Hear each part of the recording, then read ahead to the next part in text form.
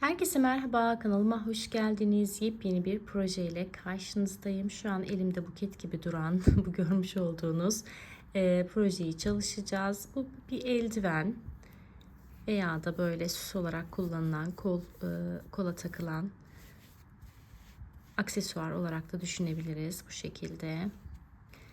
Bakın, diğerini takalım. Evet, bu şekilde. Şimdi ben soldakine ütü vurmadım. Daha böyle kıvrımlı duruyor detayları. Sağdakine ütü vurdum. Daha düz duruyor. Sizce hangisi güzel? Ona göre diğerini ütüleyin veya da yıkayıp diğer normal orijinal haline sokabilirim bunu da. Bu şekilde görünümü. Çok cici tatlı bir proje. Şu kısımlarına normalde genelde düğme takmışlar bunu yapanlar. Ama ben düğme takmak istemedim. Böyle rahat olsun istedim. O yüzden de böyle kullanmayı tercih ettim. Sizler dilerseniz şu kısma düğme detayı veya çıt çıt detayı vesaire de yapabilirsiniz. Yapımı çok kolay, çok basit, zevkli bir proje. Zaten bütün detaylarını da sizlerle paylaştım. Kullandığım iplikler şu şekilde sarma ipliklerden kullandım. Tığım 2,5 milim. Pardon, 2 milimmiş tığım, bayağı bir küçük. İpim ince olduğu için ona göre seçtim. Sizler kullanacağınız ipin inceliğine, kalınlığına göre tığınızı numarasını ayarlayabilirsiniz. O zaman vakit kaybetmeden videomuza geçelim. Evet, şimdi hemen tarifimize başlayalım. Öncelikle kullanmış olduğum iplikleri göstermek istiyorum. Şu şekilde sarma ipliklerden koyu kahve ve bordoyla çalıştım eldivenimi. Gerçekten iki rengin uyumu şahane oldu. Biliyorsunuz bu senenin modası iki renk. Ben de iki rengi gerçekten çok beğeniyorum ve harika oldu. Şimdi bu iki renkle çalışacağız. Kısmını koyu kahveyle çalışacağım. Bu süsleme detaylarını bordo ile çalışacağım. Tığım 2 milim. Neden 2 milim? Çünkü ipim çok ince olduğu için duruşunun da böyle güzel olması için bakın. Bu duruşu elde etmemiz için 2 milimle çalıştım. Ben çok kaba ağır örgüleri hiçbir zaman sevmiyorum. O yüzden de böyle ince, zarif, tekstil işi edasında örgüler her zaman daha kullanışlı oluyor ve daha çok hoşuma gidiyor. Ondan dolayı da ince iplikle çalıştım ve bence harika oldu. Şimdi hemen başlayalım tarifimize. Evet, şimdi 45 tane zincirimi çekiyorum. Bakın, elimi orta ayarda tutuyorum. Çok gevşek de değil, sıkı da değil. Orta ayarda 45 tane zincirimi çekiyorum. 3, 4, 5, 6, 7, 8, 9, 10, 11. Evet, 45 tane zincirimi çektim. Bakın, şimdi örgümü şöyle çeviriyorum. Şu şekilde arka kanatları var. Oralara batarak sık iğne yapmaya başlıyorum. 45. zincirimi de dönüş zinciri olarak saydığım için 44 tane sık iğnem olacak. Bakın. Bu kısımlara batıyorum ve sık iğnelerimi yapıyorum. İlk sıra biraz zor oluyor. Daha sonrası akıp gidiyor. Bakın. Şu arka kısımda kanatlarından giriyorum ve sık iğnemi yapıyorum.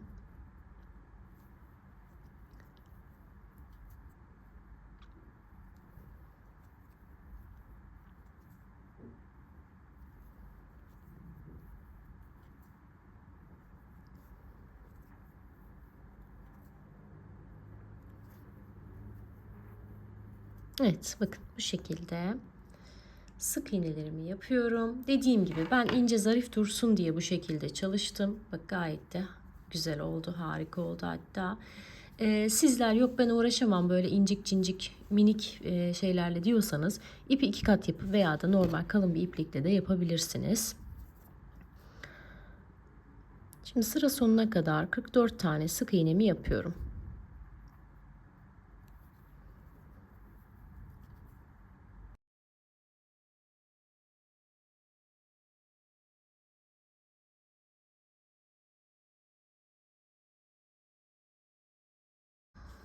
Evet, sıramın sonuna geldim. Şimdi bakın 44. sık iğneyi de son zincirimin arka kanadına batarak yapıyorum. Daha sonra örgümü çeviriyorum.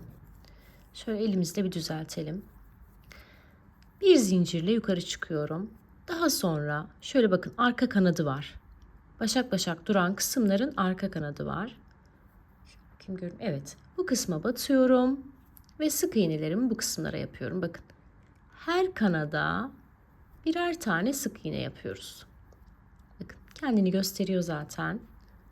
Bu kısımlara batarak sık iğnelerimizi yapıyoruz. Arada ilmeklerimiz kaynamasın, azalmasın, artmasın diye şöyle 2-3 sırada bir sayarsanız 44 tane ilmeğimiz duruyor mu, eksilmiş mi vesaire, ona göre toparlamanız daha kolay olur. Öyle 1-2 sırayla çok bir fark oluşmaz. Yani baştan tekrar ilmek sayısını sabitleyebilirsiniz. Şimdi ben birkaç sıra öreceğim, daha sonra sayarak devam edeceğim ara ara. Dediğim gibi insanlık hali, bazen dalabiliriz, aynı yere batabiliriz veya da atlayabiliriz. Bakın bu şekilde başak başak modelimizi örüyoruz. Dediğim gibi benim ipim ince olduğu için duruşu daha böyle triko gibi duruyor. Tekstil trikosu gibi duruyor. Ama ben böyle daha çok beğeniyorum. Kaba şeyler sevmiyorum. Kaba örgüler sevmiyorum. Evet, bakın. Duruşumuz bu şekilde. Şimdi sıra sonuna kadar bu kenarlara batarak sık iğnelerimi yapalım. Sıra sonunda önemli bir püf noktayı sizlere söyleyeceğim. Dönüşlerde ve sıraların düzgün ve muntazam durması için ne yapmamız gerekiyor? Onu paylaşacağım. Evet, bakın sıra sonuna geldik. Bir tane ilmeğim kaldı. Şimdi bu ilmeğin direkt şu başak duran kısmına batarsak ve sık iğnemizi yaparsak, görüyorsunuz burada böyle bir çirkin görüntü oldu. Düz bir çıkış elde edemedik. O yüzden de son ilmeği her zaman nasıl yapacağız biliyor musunuz? Şu en dıştaki çıkıntıya batacağız ve o şekilde sık iğne yapacağız. Bu şekilde dümdüz yukarı doğru bir geçiş olacak, bakın şu şekilde. Aksi halde böyle merdiven merdiven olur ve hiç hoş bir görüntü olmaz. Şimdi örgümü çeviriyorum. Bir tane zincirimi çekiyorum ve yine arka kanatlara batarak sık iğnelerimi yapıyorum. Yapacağımız tek işlem bu. Arka kanatlarına batarak sık iğnelerimizi yapmak. Burada dikkat etmemiz gereken sabitlediğimiz ilmek. Mesela benim 44 tane ilmeğim var ya, bu 44 ilmeğin altına veya üstüne inip çıkmamak. Bunlar önemli. Bir de şu kenarların merdiven merdiven görülmemesi. Onun dışında bakın örgümüz detaylı. Gerçekten muntazam görünüyor. Şimdi ben bunu belli bir uzunlukta öreceğim. Daha sonra onu şöyle elime tutacağım. Bakın koluma şöyle tutacağım. Ve denk geldiği noktada artık kesmemizi ve birleştirmemizi yapacağız. Bakın şöyle göstereyim. Bakın bol da değil, dar da değil. Çok dar olursa eğer şu kısımdan geçmesi zorlaşır. Çok bol olursa da duruşu iyi olmaz. Tam o detayı iyi ayarlamamız gerekiyor. O yüzden şimdi ben belli bir mesafede öreyim. Daha sonra ne kadar ördüm, kaç santim ördüm sizlerle paylaşacağım. Evet, şimdi ben parçamı belli bir uzunlukta ördüm. Şöyle santim olarak ölçüsünü de verelim. 17 santim. Şöyle eninden de 16 santim uzunluğunda. Boyu 17 santim, eni 16 santim. Tamam, al. Şimdi birleştirmeye geçiyoruz. Şöyle modelimizi ikiye katlıyoruz.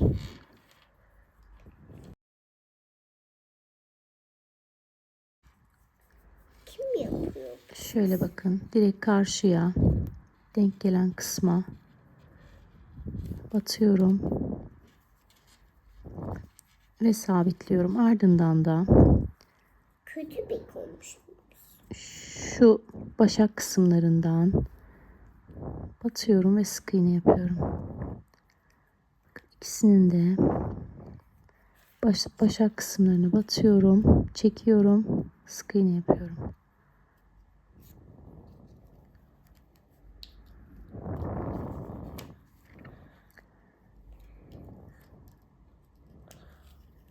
Sırayla bütün başaklara batıyorum. Anne. Efendim. Messi.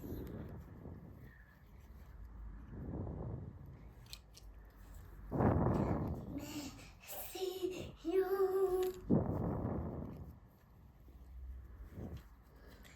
Messi. You.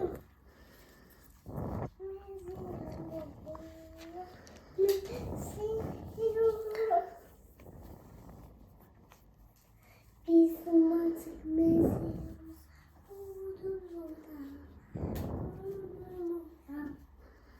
Anne. Evet, şimdi ben belli bir uzunlukta örerek birleştirdim. Bakın, buradan başladık buraya kadar. Şu kadar bir açıklık bırakacağım. Bunda kaç santim olduğunu söyleyeyim. Evet, şöyle 5 santimlik bir açıklık bırakıyorum. Bakın, bu aşamada Baba hayır ben yapacağım.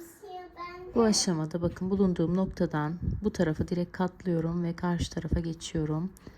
Bu kısımda şöyle kenarlara Baba çok küçük oldu. sık iğne geçiyorum.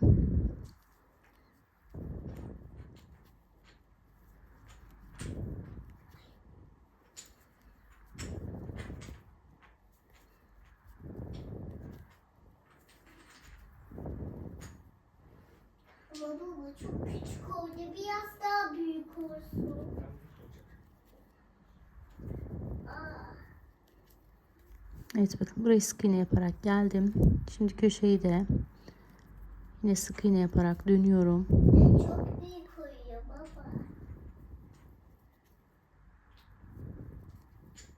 Suyumuzu bekliyoruz.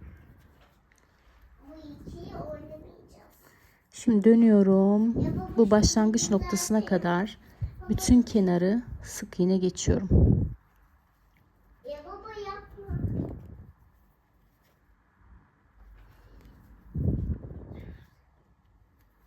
Dur.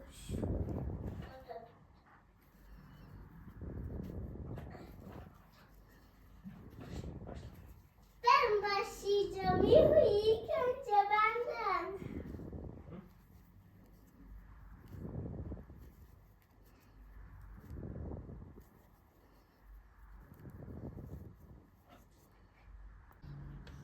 Yes! Oh my god. Hayır baba. Bak ben.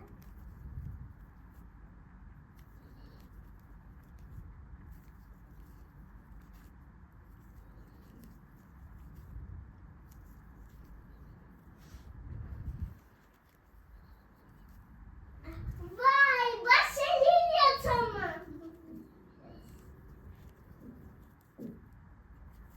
Jenga. Jenga, Jenga. Jenga oynuyoruz. Jenga oynuyoruz.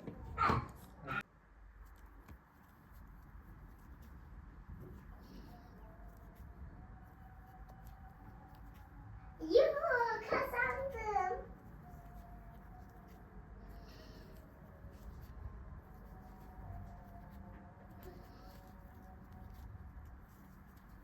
Çok dikkatli ol. Hayır ama üstüne koyacaksın. Çok dikkatli ol.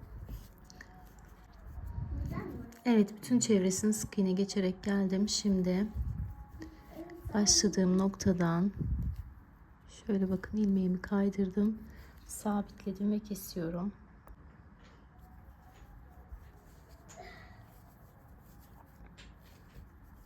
Baba düzenlemeyi unuttum. Onlar da getir.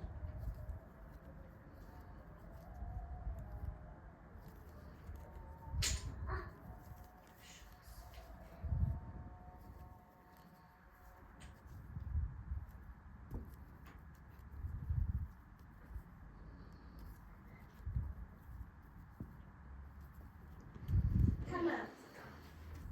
Bu sefer kim kazanacak? Bu sefer kim kazanacak bakayım. Haydi. Ben mi çekeyim sen? Sen. Ben mi başlayayım? Karşılıklı oynuyorsak kim kazanırsa. Evet, başlangıç noktasındayız. Şöyle ilk başladığım sık iğneye batıyorum. İlmeğimi kaydırıyorum. Sabitliyorum ve kesiyorum. Sonrasında bu başlangıç ipimi ve bitiş ipimi aşağıya çekiyorum. İkisini birlikte düğüm yapıp temizleyeceğim. Ben de suya. Sıra bende. Aa, ben de sen de ben de. Burayı da aynı şekilde.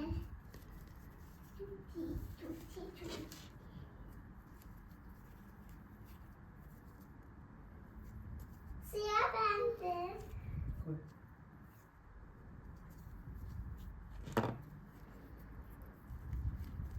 Baba onu değil. Hayır baba. Dur kızım karışma daha. Yap. Hayır. Bak. Neyi hayır? Evet, eldivenimizin ilk aşamasını tamamlamış olduk. Şimdi şu süsleme detayına başlayacağız. Onun için şu bakın ayırdığımız kısmı şöyle katlıyoruz.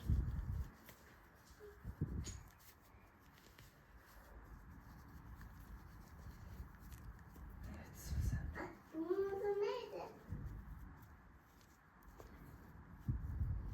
Jenga. Jenga. Evet, bu şekilde katladıktan sonra şimdi Suya bende. bordo ipimi alıyorum. İlmeğimi sabitliyorum. Ve bakın şuralarda şu düz görünen ilmeklerim var. Onun tepe kısmına batıyorum. Koydum. İlmeğimi kaydırıyorum ve Sen de baba. 4 zincirle yukarı çıktım. Daha sonra doluyorum. Bakın bir sonrakinin tepe kısmına batıyorum. Bak bunu arayabilirsin. İkili trabzan yapıyorum. Arada bir zincir çekiyorum, doluyorum. Bakın bir sonraki çizgiyi takip ediyorum. Tam şu tepe kısmına batıyorum. Baba. Suya bende. İkili trabzan yapıyorum. Bir zincir çekiyorum. Bir sonrakine geçiyorum. Batıyorum. İkili trabzan yapıyorum.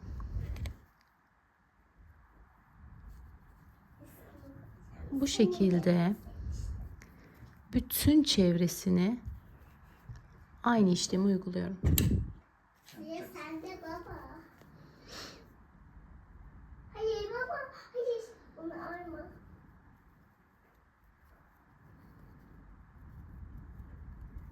Ay. Hep sen alıyorsun. Ama sana ayıyorum ben. Tamam. Sıra sende çok dikkatli ol. Tamam. Çok dikkatli olacağım. Sakın. Hangisini alsam baba? Hmm. Şunu alacağım. Ay baba. Evet baba. İşte şimdi. Evet. Bakalım nereden alacaksın. Ben Hiçbir yer kalmadı neredeyse. ama baba.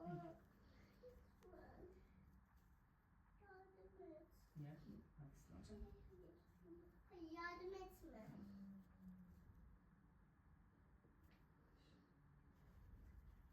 Şimdi. Koy bakalım yukarı. Evet. Evet. Aferin kızıma. Ben nereden alacağım şimdi?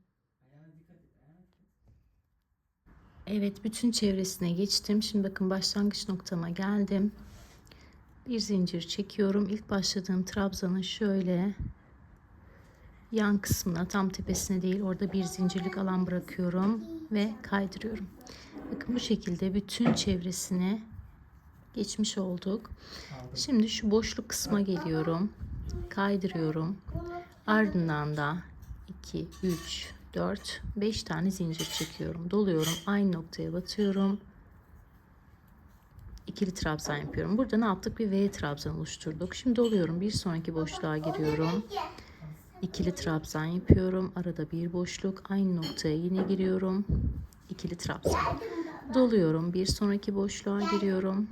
İkili trabzan, arada bir zincir, aynı noktaya ikili trabzan. Bu şekilde bu boşluklara, kutucuklara V trabzanlarımızı oluşturuyoruz. Aralarda sadece birer tane zincirimiz var. Bakın. Bu şekilde Bunu seç. doladım. Bir sonraki boşluğa girdim. İkili trabzan, arada bir zincir. Aynı noktaya tekrar ikili trabzan. Bir sonraki boşluğa geçerken arada zincir yok. Direkt ikili trabzan. Aynı noktaya ikili trabzanı yaparken arada bir tane zincir. Şimdi sıra sonuna kadar aynı işlemi tekrarlayalım. Evet, sıra sonuna geldim. Bakın bir tane kutucuğum kaldı. Hemen oraya da V trabzanımı yapıyorum.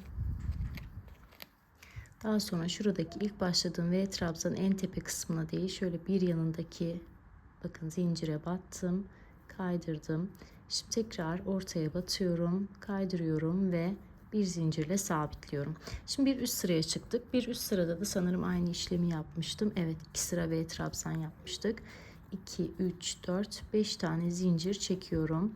Şimdi yine bu V'lerin arasına, ortasına birer tane V trabzan yapıyoruz. Yani bir önceki sırada yaptığımız işlemin aynısını yapıyoruz. Bu sefer bu V trabzanların tam orta noktasına yapıyoruz.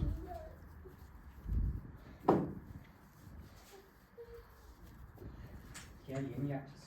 Hayır.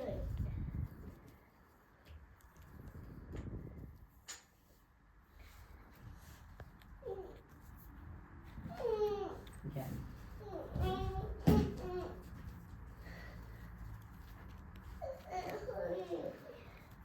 Kızım devrildi, ne yapalım? Bir de mesela bir araba Evet, sıra sonuna geldim. Son V trabzan grubumu yaptım. Şimdi bakın yine ilk yaptığım V'nin tam tepe noktasına değil, şöyle yanındaki kısma batıyorum. İlmeğimi kaydırıyorum. Tekrar V'nin tam ortasına batıyorum. İlmeğimi kaydırıyorum ve bir üst sıraya geçiyorum. Şimdi yine 2, 3 tane zincir çekiyorum bakın. Aynı noktaya batıyorum. Hayır.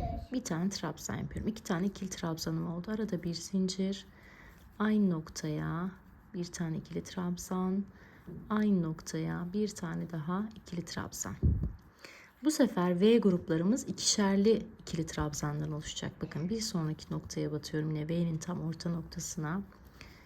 2 tane ikili trabzan yapıyorum. Arada bir zincir. Aynı noktaya yine 2 tane ikili trabzan. Doladım bakın, bir sonraki V'nin ortasına geldim. İkili trabzan 2 tane. Çünkü yoga kalmıyor bize. Bak çok az kaldı. Arada bir zincir. Aynı noktaya yine 2 tane ikili trabzan. Şimdi sıra sonuna kadar aynı işlemi tekrarlayalım. Evet, sıra sonuna geldim. Son yelpaze grubunda yapıyorum.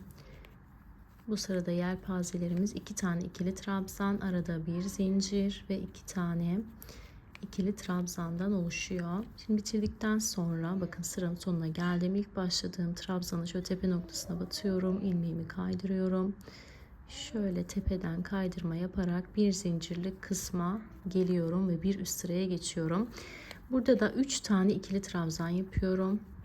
2, 3, bakın 3 tane ikili trabzan yaptım. Arada bir zincir, aynı noktaya yine 3 tane ikili trabzan. Bakın zincir vesaire çekmeden doladım. Bir sonraki bir zincirlik kısma batıyorum. Şimdi aynı işlemi buraya yapıyorum. Yani ilk başladığımız V trabzan mantığının aynısı. Burada tekli trabzan, burada tekli trabzan, burada 2 tane ikili trabzan, burada da 3 tane ikili trabzan şeklinde. Bunu sen bana mı aldın? Evet, ben sana aldım anneciğim. Çok güzel. Sen mi aldın bunu Evet, bana? ben aldım tabii ki. Anne koymuş. Anne Evet, bu şekilde 3 tane ikili trabzan, arada bir zincir şeklinde. Şimdi sıra sonuna kadar aynı işlemi tekrarlayalım. yıkanımı Evet, sıra sonuna geldim. Hadi gel biz kumla Ve yine oynayalım ama sakın başlangıç trabzanımın tepe noktasına batıyorum. İlmeğimi kaydırıyorum ve son sıra için bir zincirlik kısma doğru şöyle tepe kısımlardan kaydırma yaparak gidiyorum. Şimdi bu sırada da 4 tane ikili trabzan yapacağız. 2 3 ve 4. Yine arada bir zincir, 2 3 4 tane trabzan. Son sırada da 4 trabzan, arada bir zincir, 4 trabzan şeklinde yelpazelerimizi yapıyoruz.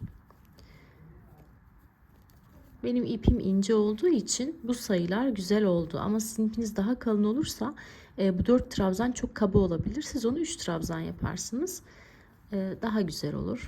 Yani onu kendiniz kendi ipinize göre uyarlayabilirsiniz rahatlıkla.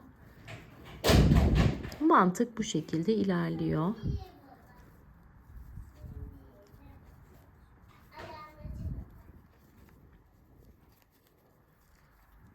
Evet, bakın bu şekilde bir sonrakine geçiyorum. Ona da aynı işlemi uyguluyorum. 4 trabzan, arada bir zincir ve yine 1 2 3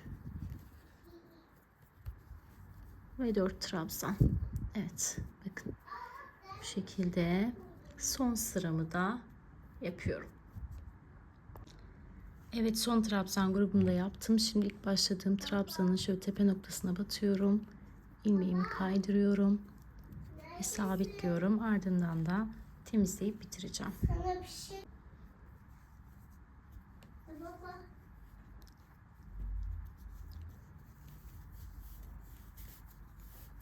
Oldu baba.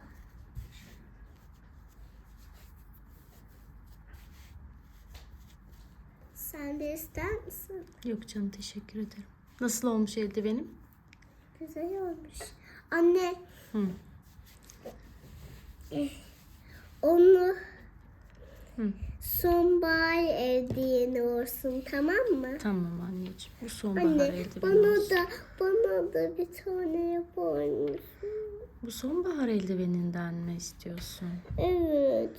Ya çok güzel. Anne. Evet, bakın son halini göstereyim şöyle.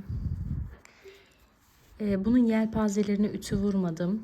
Bu şekilde daha tok ve kıvrık kıvrık duruyor. Şunun bakın yelpazelerine ütü vurdum. Daha açık duruyor. Sizce hangi versiyon daha güzel? Ona göre diğerine ütü vurayım veya da bu şekilde kalsın. Ona karar veremedim hangisinin güzel olduğuna.